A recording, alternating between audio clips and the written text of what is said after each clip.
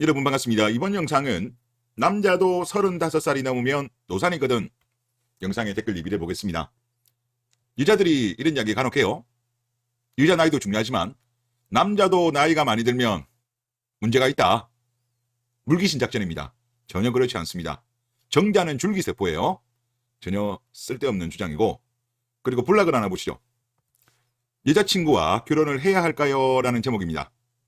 저는 40대 초반, 여자친구는 40대 중반입니다. 5년 이상을 알고 지냈고 성격, 성향, 조건 등 여러 이유로 중간에 사귀었다가 헤어지고 다시 만나고 했습니다. 과거 여자들은 제가 좋아해서 을의 위치에서 결혼하고 싶어서 수많은 노력을 했지만 이런저런 이유로 결혼까지는 안 됐고요. 현재 여자친구는 저를 갑으로 대해주면서 저랑 결혼하고 싶어하고 끊임없이 구애를 해서 저도 나이가 있고 이제 나 좋아하는 사람하고 결혼해야겠다고 생각을 해서 결혼식장 계약도 해놨습니다. 요거는 조금 좀 성급한 것 같은데요. 확신은 못하겠습니다만은 여자 같은 경우는 나이가 많다 보니까 보챈 것 같고, 이분 같은 경우는 계속 을의 위치로 연애를 했는데 이 케이스는 갑의 위치에서 연애를 했다. 여자가 나이가 많거든요. 오히려 더 스탑널커일 수도 있지 않나. 여자가 나이가 많으니까 불리하니까. 그리고 또 헤어졌다가 다시 만난 점도 좀 걸려요. 여자 입장에서는 뭐 이런저런 이유로 헤어졌다가 다시 다른 사람을 만나려고 했는데 본인 나이가 워낙 많다 보니까 또 뭐 꽁대신닭 뭐 그런 느낌도 조금 나고 뭐 여하튼 그렇습니다. 사실 오랫동안 봐서 사랑보다 연민정이 많이 들었어요. 이게 오히려 위험합니다. 사랑보다 연민정. 이거는 제가 봤을 때 조금 위험해요. 제가 볼 때. 그리고 결혼 전 서로의 건강검진은 필수라고 생각해 받아봤습니다. 웨딩 검진을 했다는 건데 요거는 잘한 것 같아요. 그 결과 여자친구의 난소 나이가 50세라는 걸 알게 되었고 4개월 전부터 생리를 안 한다는 사실을 털어놓더군요. 웨딩 검진을 안 했으면 요거 말 안 했을 수도 있을 것 같네요. 의사는 생리 안 한 날로부터 1년은 지켜봐야겠지만 검사 결과 수치를 보니 사실상 폐경이라고 봐야 한다 합니다. 시험관하기를 할 수 있을지 없을지 확실치는 않고 해봐야 난자 3개, 4개 추출할 수 있으나 정상 난자라는 보장은 없다고 합니다. 여자친구는 자궁은 건강해서 난자 공략까지 생각을 하는데 난자는 언니 난자. 40대 중반의 언니. 이것도 사실 좀 그렇죠. 그리고 여자친구보다 나이가 있어서 성공 확률이 3% 정도밖에 안 된다고 합니다. 저도 검사를 해봤는데 다른 문제는 없더라고요. 남자는 문제없고. 저는 결혼 생활에 이세가 매우 중요하다고 생각하거든요.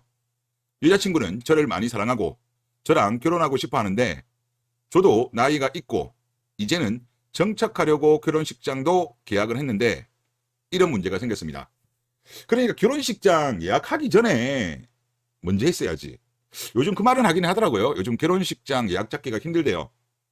혼인이 많아서 그런 게 아니라 혼인이 줄어드는 것보다 결혼식장 폐업이 더 많대요. 속도가. 막 그래서 좀 서둔 것 같은데, 그리고 어떤 결정을 해야 할지 수많은 고민을 해봐도 결론을 내기가 힘듭니다. 결혼 선배님, 인생 선후배님 의견을 듣고 싶어 문의를 드립니다. 라는 글인데요. 뭐 개인적인 의견은 근데 이분 같은 경우는 이세가 매우 중요하다고 생각을 하는 거잖아요. 딩크로 살아도 후회하지 않을 자신이 있다면 모르겠는데 자신이 없다면 하지 말아야죠. 일단 확률 자체가 너무 낮잖아요. 확률이. 평생 한우로 남을 수도 있어요. 요즘 이런 유형들이 꽤 많다 보니까 대리모 이야기도 꽤 많이 나와요. 지금 대리모 주장하는 분들이 꽤 많습니다. 난임 불임 부부들 중에서. 우리나라는 지금 불법이죠. 그거는 뒤에 한번 이야기해보죠. 자, 그리고 이제 블라의 답들을 한번 보겠습니다. 댓글. 첫 번째, 이미 답을 정해놓고 물어보는 것 같은데, 그리고 그 다음, 애가 중요하다면 헤어져야죠. 그 다음, 난자 공략까지 꺼낼 정도면 정말 사랑하나 보다. 잘 선택하길. 그 다음, 좋아요가 제일 많은 겁니다. 좋아요가 제일 많은 거.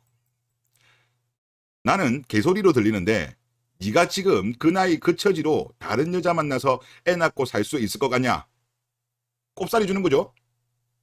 좋아요가 제일 많아요. 아니 남자 나이는 40대 초반이야. 그리고 남자는 정자에 문제 없다잖아요. 불준마들이 이제 좋아요를 왕창 누른 거죠. 그러고 보면 참 여자들은 남의 일인데 자신의 일처럼 공감하는 능력은 정말 대단한 것 같습니다. 여기에 좋아요가 제일 많이 눌렀어요. 어? 뭐 이것저것 따지냐? 니도 이미 나이가 많은데 결혼해야지. 어? 애 안 낳아지면 뭐 줄 수 있나? 뭐 이런 느낌이죠. 하여튼 대단하고. 그리고 웨딩 검진 요거 한번 읽어보시죠. 결혼 전 웨딩 검진을 꼭 받아야 하는 이유. 정희정 원장 칼럼입니다. 웨딩 검진은 예비 부부의 행복한 결혼 생활과 이들이 추후 임신 계획을 세우는 데 지장이 없도록 시행하는 일련의 검사들을 말한다. 보통 여성의 자궁 건강 상태를 체크하는 검사가 주를 이룬다. 남자도 체크를 해요. 그러니까 뭐 20대 같은 경우는 그럴 필요가 없는 것 같은데 이제 30대에 요즘은 결혼을 많다 보니까 확인하는 게 저는 좋다라고 생각됩니다. 그리고 제가 알고 있기로는 지금 20, 30대 중에서도 조기 폐경이 많습니다. 상당히 많기 때문에 확인을 해야 되지 않는가 그런 생각이 들고, 그리고 2022년도 기준으로 했을 때 선천성 기형아 비율이 28.5%입니다. 노산이 많이 늘어났기 때문에 그렇게 나오고, 지금 오른쪽 그래프 한번 보세요. 최근에 들어오신 분들은 못 보셨을 것 같아가지고 보여드리는 건데, 여러분도 아시겠지만은 지금 출생아 수는 엄청나게 많이 줄었잖아요. 2016년도부터 급감했거든요. 하지만 선천성 기형아는 비슷합니다. 그래서 비율상으로 본다면 2022년도 출생아 수의 28.5입니다. 그리고 뭐 3세, 4세 이후에 나타나는 그런 발달장애 이런 거는 포함이 되지 않은 거예요. 이게 가장 큰 원인은 물론 100% 걸어갈 수는 없지만 노산 때문에 이런 게 많이 발생한다. 그렇게 지금 의료계에서는 보고 있는 걸로 알고 있습니다. 그리고 여성 연령별 난임률을 보시면 이거는 보건사회연구원 자료입니다. 25에서 29세일 때는 14.2, 30에서 34세일 때 난임률은 22.9, 35에서 39세일 때는 49.3, 40에서 44세일 때는 71.9입니다. 상당히 높죠, 생각보다. 그러니까 20대가 좋은 거라니까. 20대 때 결혼과 출산하는 게 옳은 방향이다. 그런 생각이 들고요. 그리고 요즘은 시험관 아기 많이 출산하죠. 이것도 나이와 관련이 있습니다. 산모의 나이가 많으면 많을수록 확률은 확 떨어져요. 대략 40 정도일 때 출산 성공률 20%밖에 안 돼요. 대략 이제 35세일 때 한 40% 이렇게 이제 나옵니다. 이거는 미국 생식협회 내용이고요. 그리고 시험관으로 수정했을 경우에는 지적 장애아 출산율이 51% 높습니다. 그리고 다태아 가능성도 당연히 올라가고요. 그리고 연령에 따른 자연 유산율 같은 경우도 올라갑니다. 대략적으로 예를 들어서 35에서 39일 때 17.7, 40에서 44일 때 38.8 자연 유산 확률입니다. 네, 그렇습니다. 그래서 하여튼 이런 거를 좀 감안하시면서 꼭 아이가 있어야 되겠다는 분들은 이거를 좀 고려하시면서 결혼을 선택하시는 것이 현명하지 않겠냐 그런 생각이 들고요. 또 그런 이야기를 간혹 하세요. 예전에 옛날 같은 경우는 뭐 산모들 나이가 30 넘어도 35 넘어도 건강한 아이가 많이 나왔다. 그런데 왜 요즘 젊은 여자들에 대해서는 나이 많은 것에 대해서 비판을 하냐, 그런 글들을 제가 몇 번 봤거든요. 그때하고 지금하고 다르다니까요. 옛날에 이제 어머니 세대 때 같은 경우는요, 보통 보면 이제 뭐 술, 담배 이런 거 안 했던 세대죠. 그리고 여러 가지 환경적으로 좀 안 좋은, 플라스틱이 좀 안 좋다는 이야기 하던데 뭐 그런 거에 노출도 없고, 그리고 항정자 항체라고 있습니다. 항정자 항체라고 해가지고 다른 정자가 들어오면 그 정자를 배척하는 게 있어요.